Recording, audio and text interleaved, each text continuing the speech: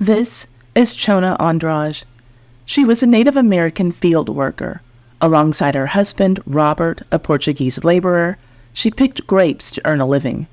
The couple did a lot together, including killing their son-in-law. Let's get into it. But first, if you like these videos about the most scandalous people from yesteryear who make Ty's Hot Mess History a time capsule for the culture, subscribe and hit the notification bell so that you can know every time that I upload content. And please hit that thumbs up to support this video. Thank you. Now, on to why you are here. In this series, I'm focusing on women who served time in the infamous San Quentin Prison. This is the second installment in that series. The first one was about Bertha Boronda, the woman who went Lorena Bobbitt on her husband's penis in 1907. You can watch that one later. Today we're focusing on Chona Andrade, and her story will be a little different because I can't tell you about her crime without telling you about her husband too. Chona and her husband, Robert Andrade, murdered Jesus Espinosa, their son-in-law, at their home in Livermore, California on September 10th, 1916. And let me tell you, I have read several articles about their charges, trials, and convictions, and it took me forever to figure out why they did what they did to their son-in-law. But here's what they did. Robert confessed to beating his son-in-law, Jesus, into insensibility after a night of fun that went all the way wrong.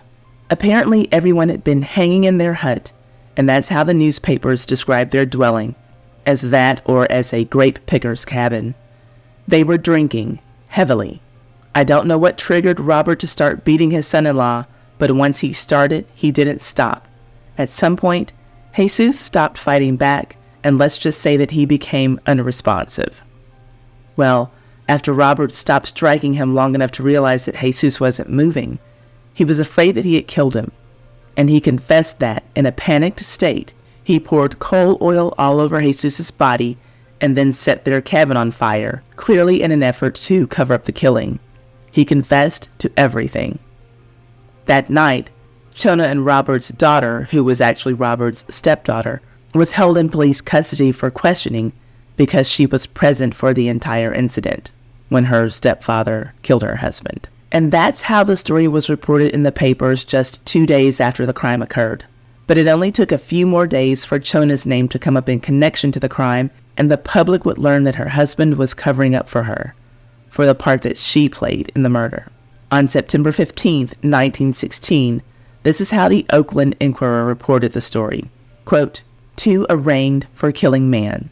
Robert and Chona Andrade, Digger Indians, accused of horribly burning the body of J. Espinosa as the climax to an all-night orgy in a cabin near Pleasanton last Sunday night, were arraigned before Justice of the Peace, P.C. Quinn, at Pleasanton today. They are charged with murder." End quote. So, a few things here. First, for the first time we have Chona named as a perpetrator right along with her husband. Secondly, I see the word orgy just like you do, and I'm going to guess that here it just means a really wild time, not a lot of people getting it on with each other. Thirdly, Robert and Chona are referred to as Digger Indians, and that term was new to me. I had never heard of that tribe, and that name didn't sound like other native tribal names, so I looked it up, only to learn that it wasn't any kind of tribal name that natives had created for themselves. It was a slur made up by the first English-speaking Europeans to arrive in California. They were in awe at the natives' ability to gather nuts and root vegetables by digging them out of the ground, so they called them diggers. And there's no telling how many different tribes lost their actual names and got sucked into this one category, this derogatory tribe. Robert was on trial in October, and in the October 26th edition of the Oakland Tribune, the public got to read what a witness said Chona did. It was a witness for the prosecution, Charles Cruz. He was also part of the drinking and craziness that night. He said that Robert did beat up Jesus, but not to death. According to Cruz, after Robert struck his son-in-law a few good times, Chona branded Jesus' head and face with a hot iron.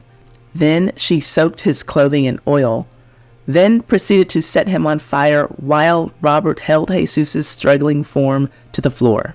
So Jesus wasn't beaten to death. as Robert had originally said.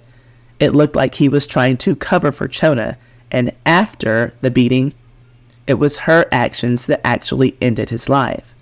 The Oakland Tribune also ran an ad for a product that helped one to stop drinking on the same page as this story. If only they had all taken advantage of this ad before that fateful night in September. Well, Chona would end up having to go on trial, right after her husband. Both man and wife were found guilty and sentenced to life in prison. Robert was sent to Folsom Prison, while Chona had to go to San Quentin. And just for the record, because there was a little confusion in previous comments, yes, today and for the past 90 years, San Quentin has been a men's-only prison. But up until 1933, it also held women prisoners, and that is the point of this series, to discuss those notorious women who were imprisoned there. Chona started her life sentence on November 6, 1916, but her sentence was cut short, and I don't mean because she got paroled out, though she did actually try to secure her freedom from a parole board just before Christmas in 1927. And a quick side note, her husband also took a shot at parole and was denied in the same year, but in March. But no, Chona's sentence was cut short because she died. After having an operation to have a tumor of some sort removed, she passed away at the age of 53. And it was behind the prison bars where it seemed the full story finally came to light. Resigned to the fact that San Quentin would be her final address, she told prison staff members and fellow prisoners what really happened on that night. All of those years, her husband, Robert, had lied to protect her.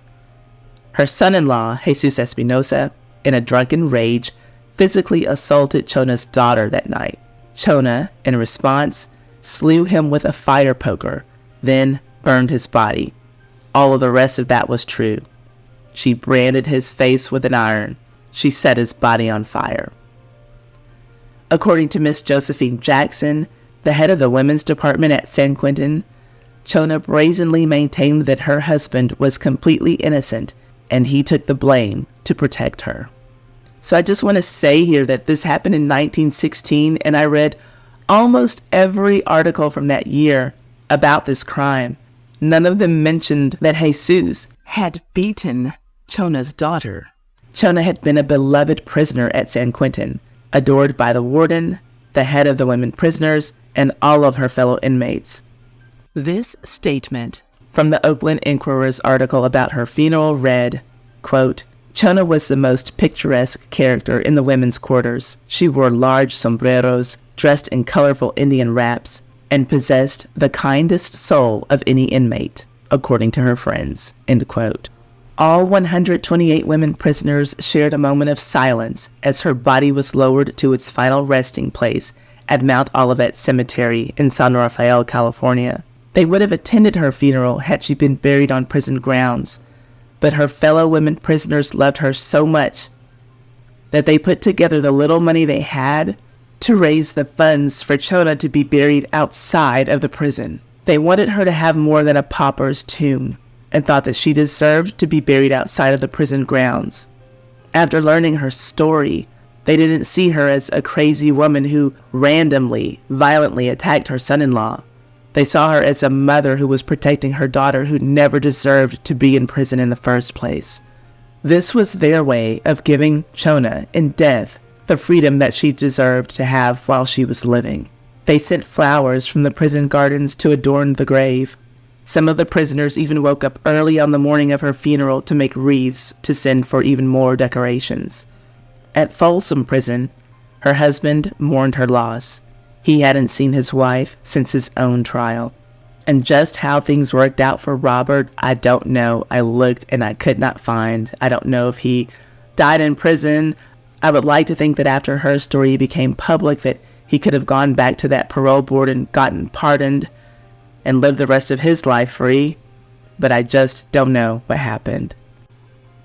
Now, Chona admitted to what she did, but people understood why, and for the most part thought that she didn't really deserve to be in prison. Then on the other hand, there was Bertha Boronda, who chopped off her husband's penis. She also admitted to what she did, and the smirk in her mugshot shows that she didn't really have any remorse about it. In case you haven't seen her story, it's the first one in this series, and I will leave a link to it in the description box. My sources for this story are the Modesto Bee Archives 1916, California Department of Corrections and Rehabilitation, the Oakland Post-Inquirer Archives 1916 and 1913, and the Oakland Tribune Archives 1927. This video has been brought to you by me. Well, my Patreon is a sponsor for this video. If you like these dirty scandals on my channel, then you'll love my Patreon, Ty's Too Hot Hot Mess History. It has all of the stuff that I can't talk about or show here because it's just too hot, too violent, too sexual, too graphic, too much. Come and join us there for the hot Hot Mess History. The link is in the description box.